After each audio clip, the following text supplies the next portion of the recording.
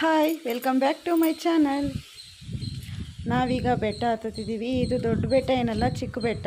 ಹಿಂದಿನ ವಿಡಿಯೋದಲ್ಲಿ ಇದು ಯಾವ ಪ್ಲೇಸ್ ಅಂತ ಹೇಳಿ ನೋಡೋಣ ಅಂತ ಹೇಳಿದ್ದೆ.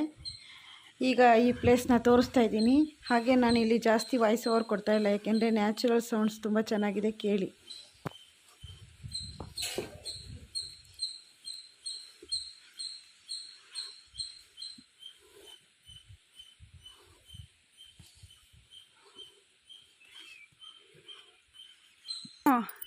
ನನ್ನ ಕಾಲ್ಗೆ ಏಟೋದ್ರಿಂದ ಹಿಂಗೆ ನೋವು.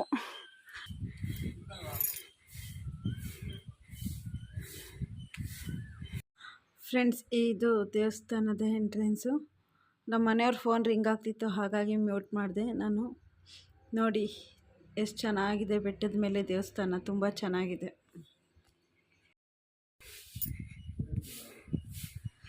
ಈ ಬೆಟ್ಟ